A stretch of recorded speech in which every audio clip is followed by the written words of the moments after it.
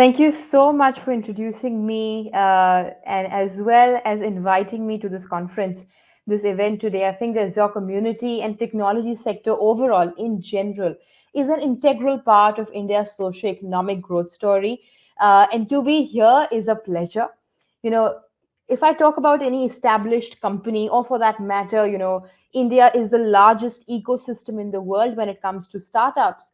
I mean, we are housing one third of the largest startup ecosystem in the world after US and China.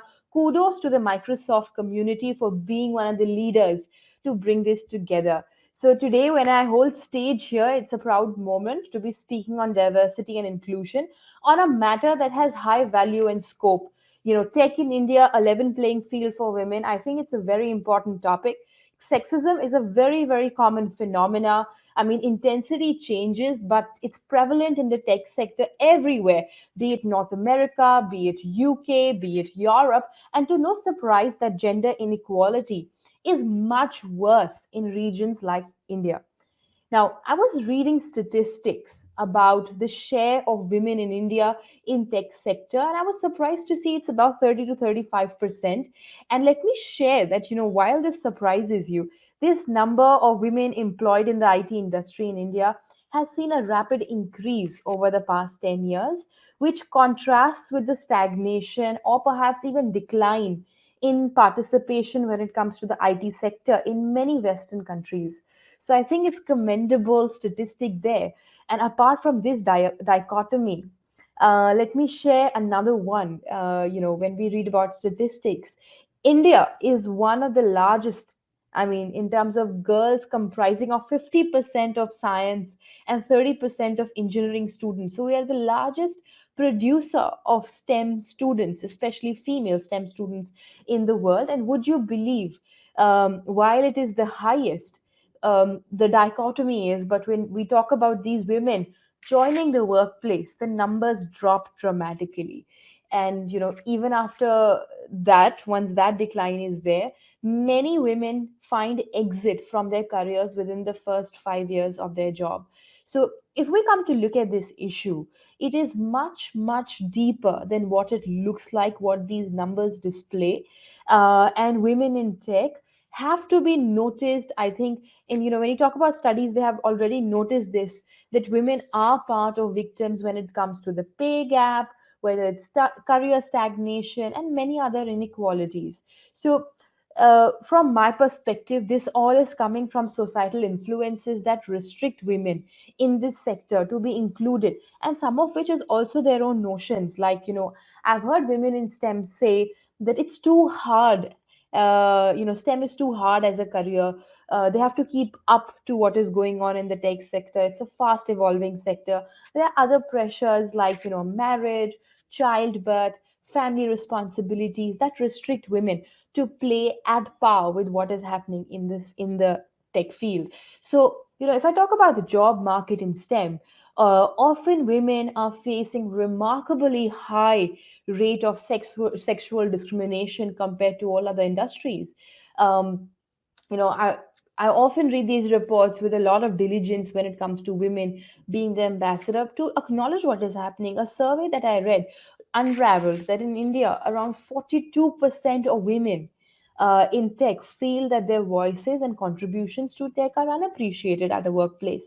And this number is twice than the global average.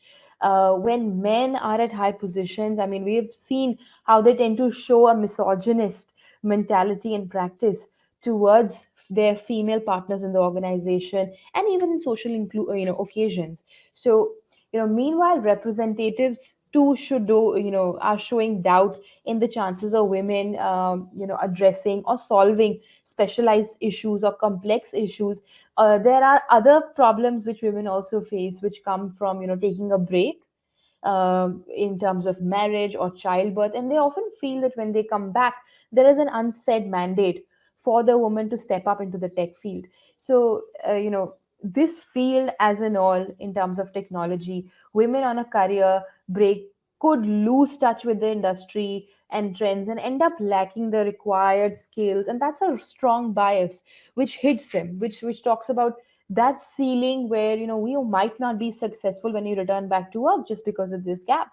And often women are tormented to explain the reason for that career break, for talking about how they will come back, and that unnecessary pressure that comes with what happens in their life journey as a woman. So to avoid all this chaos, many moms often cut out their cords.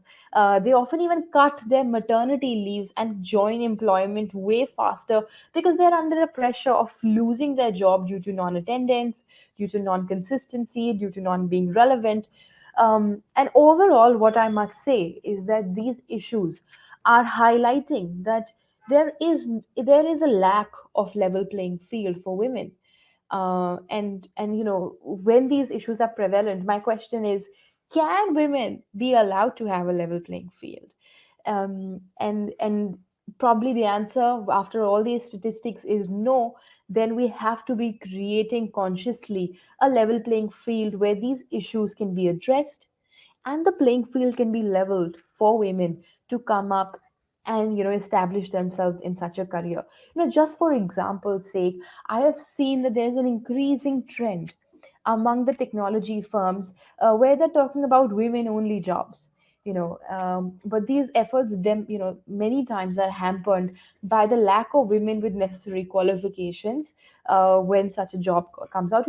In fact, there is actually a psychological study which talks about how women often do not apply for a job if they don't feel that they're at least 100 to 90 to 100% matching the job description, whereas the male counterparts will even fill in that and go for that opportunity even if they're reaching around 50-60% of the job description. And that's something which is a part of women's psychology, which is part of that bias. As an ambassador, I've often spoken about the imposter syndrome which even successful women face.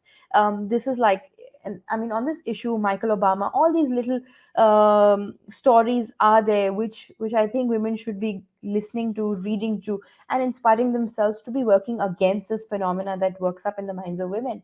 And speaking about working women, corporates, especially in this conference, I think everybody's trying to do their little efforts as well. So some of my recommendations in this area for organizations, for working women, for women in leadership positions include that there should be a segregation about imbalance in work towards women, and if there is, it should be reported to higher ups immediately.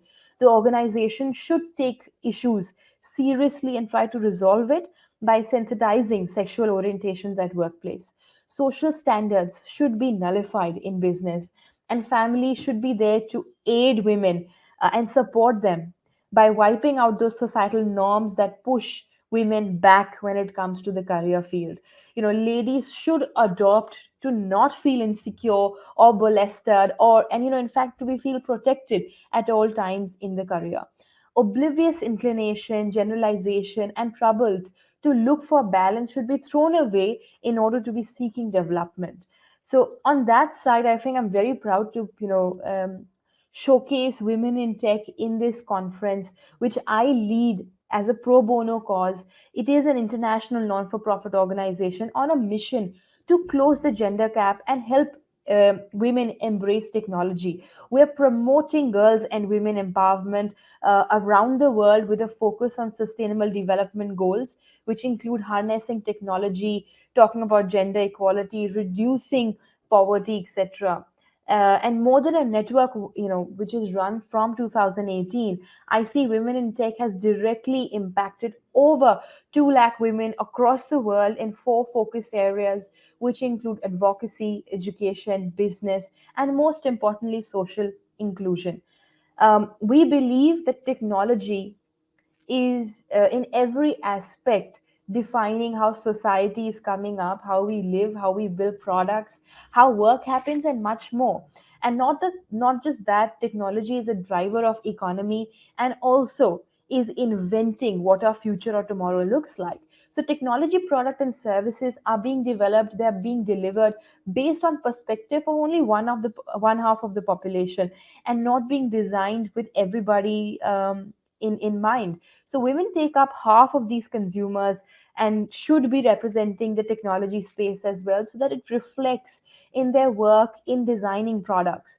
And this gender gap is preventing women from playing their full role in shaping the future society, since STEM careers are projected to be ones which are more sought after um, in the context of the fourth industrial revolution. For men, and diversity and inclusion, I think, should be pressed today in the 21st century as an essential inclusiveness for women in the industry, and it's critical, in fact, to the tech sector. um, Today there are a number of initiatives that we are working towards, which are helping bridging this gender gap in technology. Most of these initiatives are isolated, and they're focused with very, very specific actions that cover a part of the problem and not off a spectrum of solutions. So, if you talk about Indian chapter, we are looking at digital inclusion in a very, very big way. We're adopting schools and talking about offering, starting at that grassroots to primary level, seeing if we can promote scholarity funding for young girls and women who are coming from underserved communities, seeing if we can donate STEM books, a library infrastructure which stays in these organizations forever to take benefit of. Because, when it comes to the parity in society itself, then it's almost like the rich can afford the technology sector while the poor are not being able to access it. And so that's something I genuinely would love to change in India. So there is that entire thing that we are coming up with. In fact, Women in Tech Indian chapter has also taken out some video content which is freely available for non-for-profits, for schools to put up on YouTube, put it out on WhatsApp, put it out everywhere that they'd like to, and take benefit of bringing everybody together inclusively. These conversations are based in Hindi, so that again, language is not a barrier for somebody to be involved in tech. We are also taking care of the fact that we can open the minds of people when it comes to the world. So we have begun, world language series where we're teaching French, German, etc., to the underserved, and talking about inclusiveness as a comprehensive issue. So as a free community, I would like to invite you all to join this global movement that Women in Tech is up to. There are many reasons to become a member of our growing Women in Tech community around the world. Connect and share in our platform, learn skills through the programs that we keep doing, grow your network in our events, hire and get hired by the help of our talent hub. I think that's a phenomenal diversity and inclusion tool. Become a mentor, become a mentee. Right now, India chapter is part of a program which is called Mentor in Tech, where we're trying to mentor and find mentees in technology sector for women to get there. Give back by supporting underprivileged communities. This is all possible by being a free member of Women in Tech community. Our goal as a global movement is to empower more than 5 million women and girls by 2030. And if you ask me personally, being, having demographics at our side, I think in India we can impact more than 1 million women and girls. So on that note, in India, we are seeing corporates take efforts on the right side, and I will appreciate that as well. In terms of the lobby, I appreciate some of these you know efforts, like for example the benchmarking that NASCOM is doing with the women in IT scorecard in India. I think in the context of it being very much international, it is helping us thoroughly understand the profile of women in India in IT industry, and it's bringing together a comprehensive set of evidence that demonstrates and helps us understand these differences in participation rates when we talk about men and women in the IT sector in India. So, on a larger sense, I believe transparency towards the problem and then being able to acknowledge it is itself a huge step that can put us forward when it comes to this debate of gender parity in India. Another one, I think, while I'm here in the Microsoft community, I would like to commend them about their partnership with SAP as a duo. I know, we are creating a brigade of women students in AI, in cloud computing, in web designing, in digital marketing. I mean, these tech skills are not only relevant today, but I think they will be serving a solid future of tomorrow. So, with these endeavors, I think we are on a path where we will have more Debanji Ghosh, more presidents, more Roshni Nadars and Neelams coming in the tech industry. in India in future. With this, I think I'm really, really happy and pumped to be part of this conference, to be able to put out this mission that joins us together as a community in the world. I'm on of one of those beliefs that technology is an equalizer. While it is an equalizer to bring everybody together worldwide, it's also for men and women to make it into an equal playing field. So, with this, I open the forum to any questions if there are, and thank you for the opportunity for me to be speaking here.